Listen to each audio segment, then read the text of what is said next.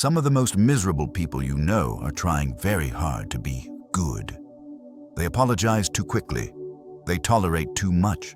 They explain themselves when no explanation is owed. Society praises this behavior. It calls it kindness, maturity, moral superiority. But look closer. Beneath that polished surface is often fear. Fear of conflict, fear of rejection, fear of being seen as the bad one. Stoic philosophy never asked you to be nice. It never asked you to be agreeable, pleasant, or endlessly understanding. The Stoics asked a far more demanding question. Are you living in alignment with virtue, or are you chasing approval? Marcus Aurelius warned that morality is not a performance. Epictetus taught that self-respect matters more than reputation. And Seneca understood that a man who cannot say no will eventually lose himself. In this video, we're going to dismantle the dangerous lie that being a good person automatically makes you virtuous. You'll learn why Stoics reject moral people-pleasing, how false goodness erodes strength, and what it really means to choose character over comfort. 1. Being good is often fear wearing a mask. Most people who desperately want to be seen as good are not guided by virtue. They are guided by fear. Fear of being disliked, fear of confrontation, fear of standing alone with an unpopular truth. So they soften their words. They stay silent when something feels wrong.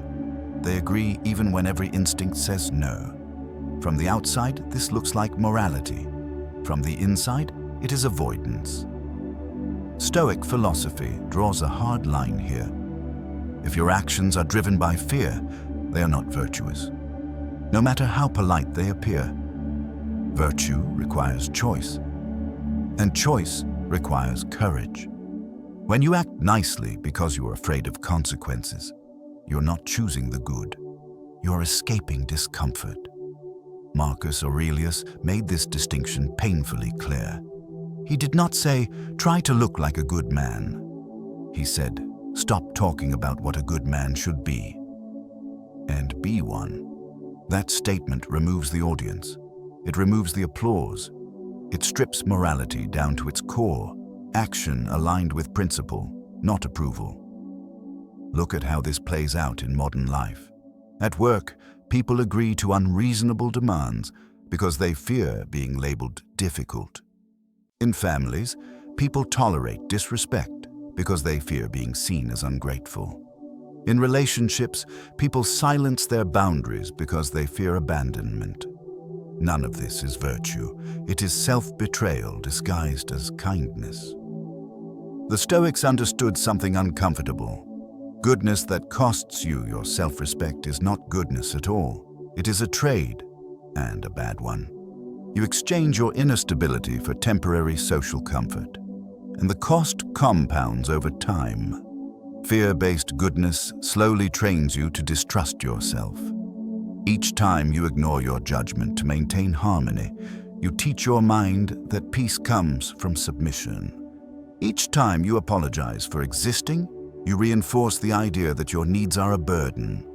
Over time, this creates a quiet resentment toward others and eventually toward yourself. Epictetus warned against this internal collapse. He reminded his students that if you hand over control of your actions to fear, you no longer live as a free person. You become reactive, predictable, easy to manage. A person who cannot tolerate discomfort will always choose the path of least resistance, even when it violates their values. Stoicism does not celebrate harshness, but it absolutely rejects cowardice dressed up as morality. A Stoic does not ask, will this make me look good? He asks, is this right, even if it costs me? That question immediately separates character from performance. Real virtue often feels dangerous at first. It risks disapproval, it risks tension, it risks misunderstanding. But it also builds something rare, inner alignment. When your actions match your principles, you no longer need to convince anyone of your goodness. You feel it, you carry it. and that quiet certainty cannot be shaken by gossip, criticism, or rejection. This is why Stoics were unmoved by public opinion. They understood that fear is a poor moral compass. It always points toward safety, never toward truth. And a life guided by fear may look peaceful on the surface, but inside it slowly erodes. If fear is the motive, virtue is already lost. 2. Niceness turns you into a target. Niceness without boundaries does not create respect. It creates access. When people sense that you will always understand, always forgive, always accommodate, they do not see kindness. They see opportunity. Opportunity to push. Opportunity to test. Opportunity to take a little more than they should. This is not because people are evil. It is because human nature responds to limits. Where there are no limits, behavior expands. And the person who pays the price is always the one trying hardest to be good. Stoic philosophy never confuses kindness with weakness. In fact, the Stoics were deeply suspicious of niceness that costs self-respect. They understood that when you remove boundaries, you invite manipulation, not connection. Think about how this plays out. At work, the nice person gets overloaded because they never push back. Their reward for reliability is more responsibility, not respect. Over time, their effort becomes invisible, their exhaustion ignored. They are no longer valued, they are used. In relationships, niceness becomes silence. You excuse behavior that crosses your values because you don't want to seem demanding. You downplay your needs because you don't want to create tension. Eventually, the relationship feels unbalanced, and you don't know how it got there. It got there because you taught people what you tolerate. Stoicism insists on a different order of operations. Self-respect comes first. Not ego, not pride. Self-respect, the internal agreement that your time, energy, and values matter. Without that foundation, kindness becomes hollow. It becomes transactional. It becomes a liability. Seneca warned that people who give endlessly without discernment end up drained, bitter, and morally confused. Not because giving is wrong, but because giving without judgment ignores reality. Virtue requires wisdom, and wisdom requires limits. There is a hard truth here that many avoid. People do not respect unlimited access. They respect clarity. They respect consistency. They respect someone who can say no without guilt. Niceness, when it lacks boundaries, sends a subtle signal. It says, I will adapt to you. It says, my discomfort is less important than your approval. That signal does not inspire gratitude. It inspires entitlement. The Stoics understood power differently than modern culture. Power was not domination, it was self-command. The ability to govern your reactions, your availability, and your behavior regardless of pressure. A person with self-command cannot be pushed into resentment because they do not surrender themselves in the first place. This is why Stoic kindness looks different. It is calm, not eager. Selective, not automatic. Firm, not apologetic. A Stoic can be generous and still walk away, helpful and still refuse, compassionate and still enforce boundaries. There is no contradiction here. In fact, this balance is what makes their kindness credible. When you stop trying to be nice at all costs, something interesting happens. People begin to adjust. Some will push harder. Those are the ones who benefited most from your lack of boundaries. Others will step back and recalibrate. And a few will respect you more, even if they never say it out loud. Stoicism does not promise universal approval. It promises internal order. And internal order is what protects you from becoming a target. Kindness guided by fear invites exploitation. Kindness guided by reason creates stability, and stability is something manipulators cannot work with. Kindness without boundaries is not virtue. It's vulnerability. 3. Stoics don't live to be liked. The desire to be liked feels harmless, almost noble, but beneath it sits one of the most powerful forms of psychological slavery. When your sense of worth depends on how others respond to you, your inner life is no longer yours. It belongs to the room, to the mood, to the shifting opinions of people who may not even respect themselves. Modern culture trains this dependency early. Approval becomes currency. Likes, praise, validation, reputation. You are rewarded not for being grounded, but for being agreeable. Not for being principled, but for being palatable. Stoic philosophy moves in the opposite direction. The Stoics understood that reputation lives outside your control, and anything outside your control is a dangerous place to anchor your identity. Epictetus was blunt about this. If you want freedom, you must accept being misunderstood. You must accept that some people will not like you, not because you are wrong, but because you are not pliable. A person who lives to be liked becomes predictable. They soften truth. They delay difficult decisions. They shape their behavior to fit expectations instead of principles. Over time, this creates an internal fracture. You begin to sense when you are not being honest with yourself, yet you continue anyway. Not because it's right, but because it's comfortable. Stoics saw this as a slow erosion of character. Marcus Aurelius reminded himself daily that praise and blame are equally irrelevant. Both come from external minds. Both pass. Both say more about the speaker than the subject. When you truly absorb this, something loosens inside you. The constant pressure to manage perception begins to fade. This does not mean Stoics were antisocial or cold. It means they refused to outsource their moral compass. Think about how often people betray their values for social harmony. They stay quiet in meetings when they see something wrong. They laugh at comments they find degrading. They agree publicly, then complain privately. None of this builds trust. It builds inner conflict. Stoicism teaches a different posture. You speak when it is necessary. You stay silent when it is wise. And you accept whatever reaction follows without chasing it, correcting it, or pleading with it.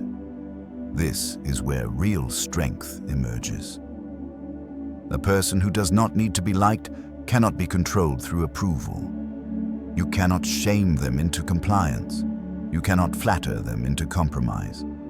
They become psychologically unmovable, not aggressive, but anchored.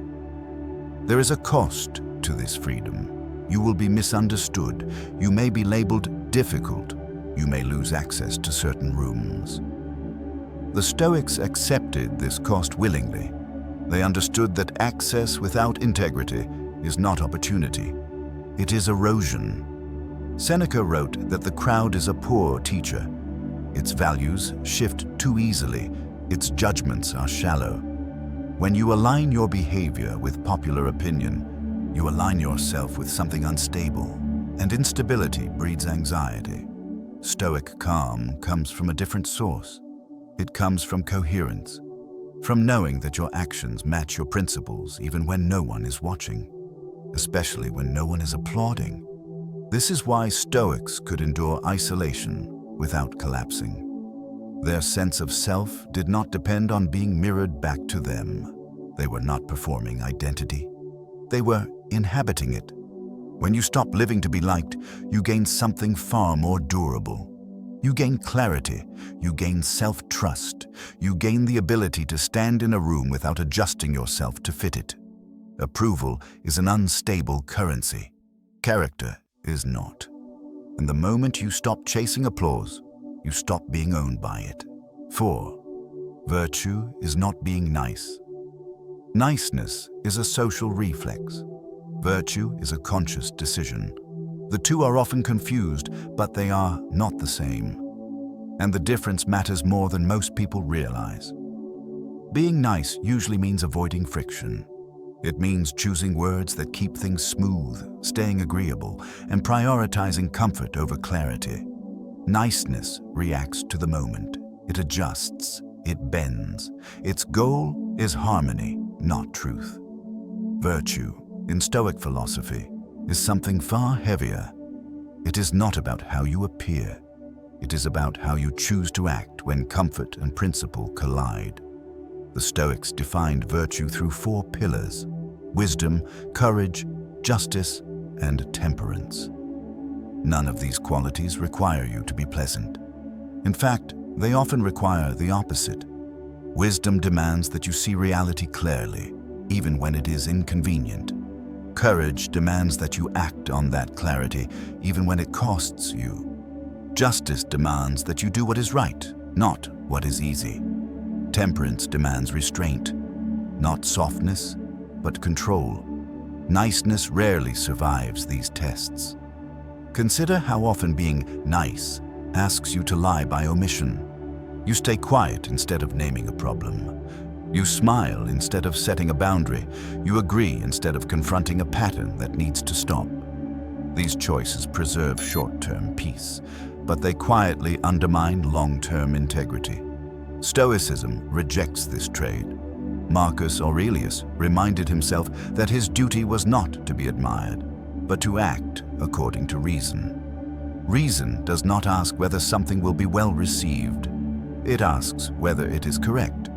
That distinction changes everything. Virtuous action often feels uncomfortable. It introduces tension. It creates friction. It risks misunderstanding. But that discomfort is not a flaw. It is a signal. It tells you that you are choosing principle over ease. Think about the moments that shape character. They are rarely pleasant. They involve saying no when yes would be simpler, speaking up when silence would be safer, walking away when staying would feel familiar. Niceness avoids these moments. Virtue walks directly into them. This is why virtue does not seek validation. It does not explain itself. It does not soften its edges to be accepted. It stands firm and allows others to respond however they will. There is a quiet strength in this posture. When your actions are guided by reason rather than reaction, you're no longer pulled by every emotional current in the room. You become stable, predictable in the best way. Trustworthy not because you are agreeable, but because you are consistent. Stoics understood that inner peace does not come from avoiding conflict. It comes from resolving the conflict between what you know is right and what you are tempted to do. Once that inner conflict is settled, external conflict loses much of its power. This is why Stoic virtue can feel cold to those who rely on niceness. It does not perform warmth, it offers clarity. And clarity can feel harsh to those who depend on ambiguity to maintain comfort. Virtue often costs something in the short term. Niceness costs something in the long term. The Stoics chose the course that strengthened them. Virtue is not about being liked. It is about being aligned. And alignment is something no amount of niceness can replace. 5. Stop performing. Morality. Trying to be a good person often turns morality into a performance. You learn which words sound right, which opinions earn approval, which gestures signal virtue without demanding sacrifice. Over time, goodness becomes something you display rather than something you live. The Stoics were deeply wary of this, not because morality is unimportant, but because performative morality is empty. It chases recognition instead of truth. It asks, how will this look? Instead of, is this right? Marcus Aurelius wrote his meditations as private reminders, not public declarations. He never intended them to be read. That alone tells you something essential about Stoic ethics. Real character does not need an audience. When morality becomes a performance, it starts to rot. You begin to choose actions that are visible rather than actions that are necessary. You defend causes loudly while neglecting your own conduct quietly. You condemn others for faults you have not yet confronted in yourself. Stoicism rejects this hypocrisy at the root. A Stoic does not announce values. He practices them. He does not signal virtue through words. He demonstrates it through restraint, consistency, and discipline. especially when no one is watching. Modern life encourages the opposite. Outrage is rewarded, moral language is amplified, identity becomes fused with opinion. The more you display your goodness, the safer you feel from scrutiny. But this safety is an illusion. It depends entirely on staying aligned with the crowd. The Stoics saw this as a trap. When you perform morality, you become dependent on feedback. Praise reinforces behavior. Criticism destabilizes it. Your ethics stop being internal and start being negotiated. This is not strength. It is fragility disguised as righteousness.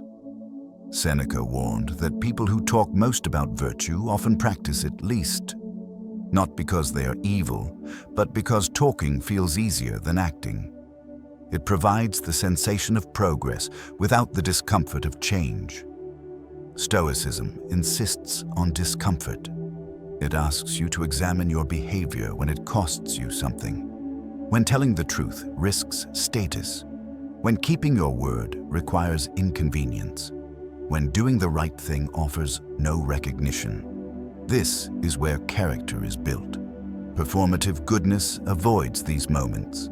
It prefers gestures over sacrifices. It seeks moral safety instead of moral clarity, and in doing so, it slowly disconnects you from your own conscience.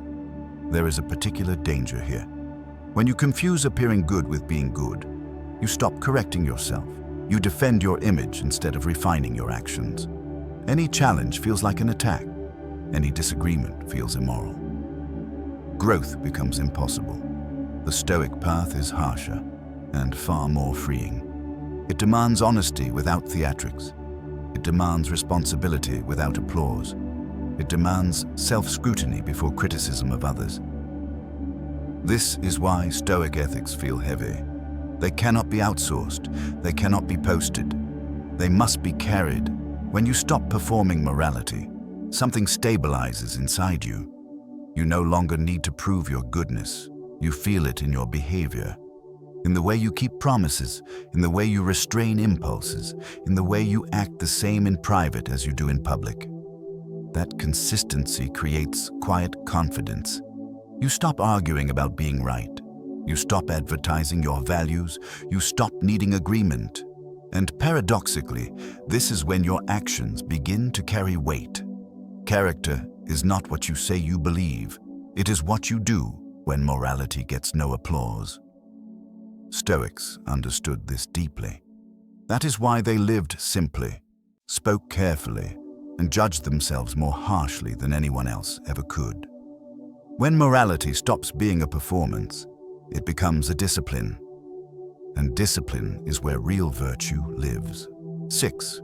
Become dangerous. Then choose good. There is a hard truth that modern morality avoids. A person who is harmless is not virtuous. They are simply incapable. If you lack the ability to assert yourself, to confront, to walk away, or to cause consequences, then your goodness is not a moral choice. It is a limitation. You are good because you have no alternative. Stoic philosophy draws a sharp distinction here. Virtue is not the absence of power. Virtue is power under control. The Stoics respected strength, not brutality, not domination, but capacity. The capacity to endure pain, the capacity to say no, the capacity to stand alone, the capacity to act decisively when reason demands it. Only when you possess that capacity does goodness become meaningful. Think about this carefully. If you cannot say something that might upset someone, your silence is not kindness. It is fear. If you cannot leave a situation that disrespects you, your patience is not virtue. It is dependency. If you cannot impose boundaries, your tolerance is not wisdom. It is helplessness. Stoics did not admire the harmless man. They admired the disciplined man. A man who can inflict damage but chooses restraint. A man who can dominate but chooses justice. A man who can retaliate but chooses composure. This is self-mastery. Marcus Aurelius ruled an empire. He commanded armies. He held power over life and death. Yet his writings are filled with reminders to govern himself before governing others. That is not weakness. That is the highest form of strength. Modern culture often confuses this. It praises softness as morality. It teaches people to avoid strength rather than discipline it. The result is a population that is compliant but resentful, agreeable but unstable. Stoicism offers a different path. You build strength first. Mental strength. Emotional strength. The strength to withstand discomfort without collapsing. Then you choose how to use it. When you become dangerous, capable of firm action, capable of confrontation, capable of walking away, your goodness stops being performative. It becomes intentional. You're no longer forced into kindness. You select it, and that selection changes everything. People sense it.